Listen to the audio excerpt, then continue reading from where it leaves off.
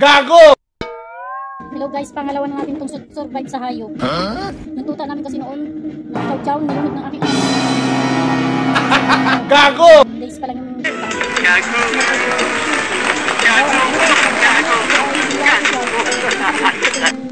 Hindi naman kumabaw kasi hindi pa. What? Ngayon naman po yung ano ko na naman. May bubon po kasi kami doon sa may likod. Tapos parang hindi ako palabas na magwalis.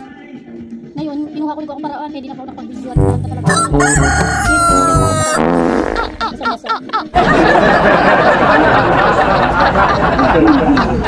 Yan, basang-basa siya. Yan, basang-basa. May pinupunasan ko siyang maigi. Tiniwari ko, nababas yung tubig sa bibig. Nakakapag, ano po, nakatouch talaga pag nakakaano ka ng mga hayop. Pangalawa ko na po ito, siguro mga nakaraan pa pong taon, mga 2022, na-survive ko yung tatlong magkakapatid na aso na chow-chow, hindi pa 7 days.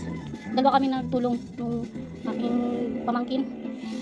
Kasi nilunod yung anak ko, nagkukwentuhan kami, biglang parang ina, nagtatahol, ang pala yung tatlong tuta, nasa planggana na, sa piglalabahan ko, Diyos ko, kawawa ako.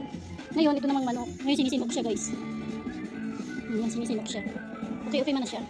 Nawak kasi ako kasi may mga itlog siya, ang itlog niya ay 12. Ayan. Hindi ko alam kung ba't punta ko doon sa bubon. Yan, Diyos ko. Thank you po Lord. Kahit hindi man baga po tao ay nakakawa naman din baga po. Kasi alaga po natin siya. Kailangan po natin kalagahan. Kasi siya din po nagbibigay ng stasyon na nagbigay ng mga itlog, mga organic, ganyan. Kaya naawa naman po ako. Nakita ko yung tatahol yung aso nasa may bubon. Yan ang ginawa ko. Oh, manok ko yata yun. Tinignan ko na yung mga manok ko. Oo nga yung mga manok namin. Yung nag-iitlog. Yung kayo ng Diyos ko.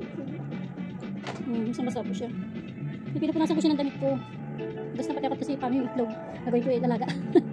Diyos ko, thank you naman. Thank you. Nakasurvive mo yan. Siguro talaga sa mga hayop na po ako nakapag-survive eh. Sa tao hindi ko yata siguro kaya. Pero okay na to. Yan. Maling aral din po sa inyo mga guys, yung mga alaga niyo po mga hayop, huwag niyo pong papabayaan at ingatan niyo po sana. Kasi mga alaga ko pong hayop ay ingatan ko kasi ano ko, pet lover po. Ayan po ako mga chicken lover po. Sa pet lover. Yan. Wala nga yung pet yung pa.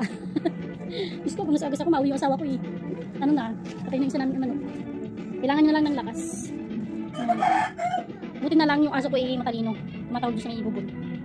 Diyos, wawa mo. Diyos ko po. Ano pati po siya yung kaber na minix po siguro sa yung tawag niya yung natural lang na manok. Kaya ito siya, isang basa. Kala ko nga mamatay na kasi ano po eh. Ano na siya, ano nagbutod na yung tiyan niya. Nailabas ko na yung tubig niya sa tiyan. Iniwari ko, saka pinang ko yung lalamunan niya. Yun nakapag, ano na po siya yung nakapagtulaok na. Kasi kanina, parang tutulaok siya na wala naman sound. Yun. Diyos ko pati naman hay, mga alaga ko nagsisingit ko sa video. Pasensya na po kayo guys ha. Kasi hindi po ako sanay ng mga alaga ko eh. Para po ba yung ano, pag napapamahal ng baga. Yan. Tingin ka sa mga followers natin dyan, mga viewers pala. Viewers na kami sa subscribe dyan. Thank you po. Na-survive po ako ng aking amo. Ngayon po ito akong sisinok ako ngayon. Yan. Sige, bye na guys. Shout out nga pala po sa mga viewers ko ha. Abangan niyo pa. Team Ago.